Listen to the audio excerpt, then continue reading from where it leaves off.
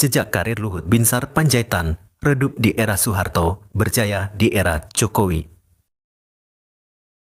Tahun 1980, Menhankam atau Panglima ABRI saat itu yakni Jenderal Muhammad Yusuf tertuju pada seorang kapten yang sempat bersalaman dengannya. Kapten tersebut tak lain adalah Luhut Binsar Panjaitan.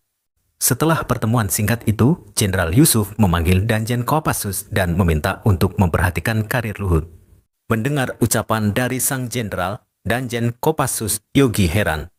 Seorang prajurit berpangkat kapten menarik perhatian sang Panglima ABRI. Ia tak habis pikir, apa istimewanya seorang Kapten Luhut Binsar Panjaitan sampai membuat Menteri Pertahanan dan Keamanan meminta dirinya untuk melihat karir Luhut. Tak lama setelah Yusuf lepas landas, Yogi pun memanggil Luhut. Ia bertanya apakah dia mengenal Jenderal Yusuf. Luhut menggelengkan kepala tanda tak kenal. Rupanya Jenderal Yusuf melihat sosok Luhut akan memiliki karir cemerlang. Itu terbukti dengan dirinya meminta sang danjen mengawasi anak buahnya itu. Pertemuan di lapangan udara Serang adalah yang pertama. Itu pun, Luhut hanya bersalaman dan berbincang sebentar. Tak ada yang menyangka jika rupanya pertemuan singkat itu memberikan kesan mendalam di hati Jenderal Yusuf. Begitu Luhut berpangkat mayor, ia kerap diajak Yusuf keliling Indonesia, padahal Luhut bukan perangkat melekat Menhankam. Ia resmi jadi kesayangan Yusuf. Saat berpangkat mayor hingga letkol dari 1980 hingga 1983, Luhut nyaris selalu melekat di setiap kunjungan kerja Yusuf. Padahal dalam kunjungan tersebut tak ada mayor lain yang ikut serta. Semuanya berpangkat jenderal.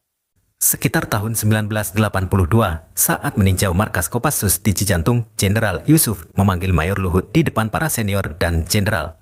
Saat itu, Luhut tengah terlibat dalam pembentukan pasukan anti-teror Kopassus yang kemudian dinamakan Pasukan Anti-Teror Detasemen 81. Nama pasukan ini diajukan oleh Luhut sesuai dengan tahun digelarnya operasi anti-teror pertama oleh pasukan Indonesia pada 1981, Operasi Waila. Usul Luhut disetujui. Yusuf bahkan memuji Luhut di depan para seniornya. Seorang jenderal memanggil dan memuji mayor secara khusus di depan senior dan jenderal-jenderal pasti membuat iri, kenang orang dekat Luhut Atmaji Sujatmiko. Atmaji adalah wartawan melekat Menhankam yang saat itu juga ada di lokasi. Tak hanya favorit Yusuf, Luhut juga merupakan kesayangan Leonardus Benjamin Mordani alias Benny Mordani. Ketika Benny menjadi Menhankam pada 1988, interaksinya bahkan lebih intens dibanding Yusuf. Saat berpangkat letkol, Luhut sering dipanggil Benny ke kantornya, bahkan untuk sekadar makan siang. Banyak senior Luhut heran, mengapa letkol satu ini sering bertemu jenderal. Bahkan Luhut dipanggil secara pribadi atau langsung. Selama Soeharto berkuasa, Luhut tak pernah masuk jabatan struktural komando yang berkaitan dengan operasi teritorial. Satu-satunya jabatan teritorial yang pernah ia pegang adalah Komandan Korem 081 Dirut Saha Jaya Madiun. Padahal, seluruh internal ABRI tahu jika Luhut adalah rising star. Ia berkali-kali menjadi lulusan terbaik di pelatihan komando, kecabangan infanteri, hingga kecabangan lintas udara. Pun, pria kelahiran 28 September 1947 ini kerap dikirim ke pelatihan militer di luar negeri. Tak hanya mendirikan Detasemen 81 Anti-Teror Kopassus, ia juga ada di balik proyek intelijen teknik atau dikenal dengan proyek Charlie di Detasemen 81 Kopassus. Luhut itu luar biasa, tapi karirnya terhambat di era Pak Harto, kata ex Danjen Kopassus yang juga senior Luhut. Dengan prestasi cemerlang, karier Luhut hanya terhenti pada jenderal bintang 3. Ia tak pernah menjadi panglima. Dalam buku Hendro Subroto berjudul Sintong Panjaitan, perjalanan seorang prajurit para komando disebut Soeharto sempat gerah karena proyek Charlie yang digarap Luhut. Proyek ini dianggap sebagai upaya mengudeta Soeharto, meski hingga saat ini tak ada bukti soal itu. Karena karier militernya sudah mentok, Luhut sempat diusulkan menjadi Sekjen Kemendikbud. Saat itu, dui fungsi ABRI masih berlaku. Tentara diperbolehkan menempati jabatan struktural non-militer. Luhut sebenarnya memenuhi syarat. Tapi ia gagal di fase terakhir karena ada memo dari atas yang meminta Luhut tak jadi Sekjen Kemendikbud. Luhut lagi-lagi gagal. Menurut Atmaji, yang saat ini masih mendampingi Luhut sebagai staf khusus, faktor utama karier Luhut mandek sebenarnya bukan Soeharto. Musababnya, Luhut banyak dihambat oleh senior di level menengah dan tinggi yang iri dengan kedekatannya dengan M. Yusuf dan Beni Mordani. Merekalah yang membisikkan informasi salah soal Luhut kepada Soeharto. Informasi yang disampaikan sudah tidak murni lagi, sudah dicampur dengan kepentingan tentara. Khususnya di era Orba, sistem injak-menginjak sudah biasa itu, ungkap Atmaji.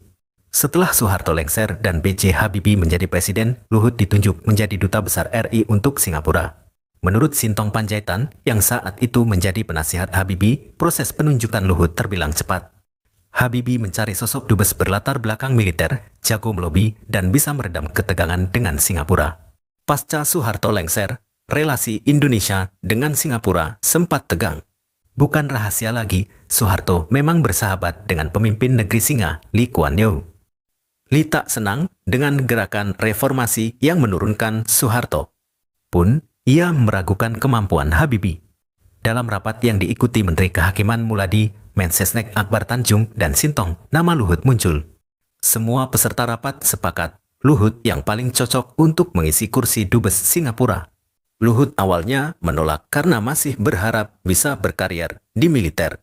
Setelah Habibie turun tangan, ia pun menyerah. Ketika Abdurrahman Wahid alias Gus Dur menjadi presiden, Luhut juga ditawari posisi Menteri Perindustrian dan Perdagangan. Di era Gus Dur pula, Luhut mendapat gelar Jenderal Kehormatan. Berbeda dengan Habibie, Luhut dekat dengan Gus Dur. Bahkan saat Gus Dur lengser, Luhut menolak tawaran menyeberang ke kubu Megawati Soekarno Putri yang digadang-gadang menjadi presiden pengganti. Saat itu, proses politik penggusuran Gus Dur sudah dimulai. Luhut tiba-tiba didatangi seniornya di TNI yang juga orang dekat Megawati, almarhum Maijen Theo Syafei. Theo menawarkan, jika Luhut ikut mundur sebagai menteri bersama 14 menteri lainnya, ia akan diberi posisi menteri jika Megawati jadi presiden. Bang, saya yang angkat menterikan Gus Dur, masa saya berkhianat? Lebih baik saya tenggelam bersama kapal, kata Atmaji, menirukan perkataan Luhut kepada Theo Syafei saat itu. Cerita Atmaji ini dibenarkan oleh putra Theo Syafei, Andi Widjajanto, dan putri Gus Dur, Yeni Wahid.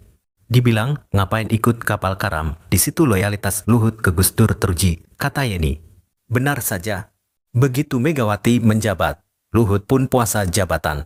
Selama lebih dari 10 tahun, ia menepi dari dunia pemerintahan dan politik.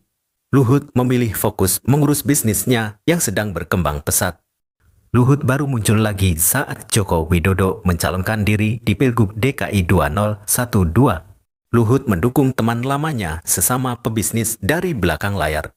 Tak berhenti di situ, Luhut juga banyak berperan di pemenangan Jokowi di Pilpres 2014 melalui banyak kelompok relawan, misalnya Bravo V hingga Cakra 19. Pak Jokowi, kalau Bapak bisa jadi gubernur, nanti bisa jadi presiden, ucap Luhut ke Jokowi seperti ditirukan Atmaji. Setelah Jokowi jadi presiden, Luhut menjadi tokoh sentral di pemerintahan. Publik bahkan sudah paham seberapa penting Luhut bagi Jokowi. Tak heran muncul istilah Perdana Menteri, orang dekat Jokowi, dan Menteri segala urusan untuk menggambarkan seberapa berkuasanya Luhut. Setelah pasang surut di dunia militer dan politik, akhirnya Luhut ingin istirahat. Ia ingin pensiun begitu jabatannya rampung di 2024. Hal ini ia utarakan saat mengucapkan ulang tahun kepada istrinya, Devi Panjaitan, Oktober 2020 lalu.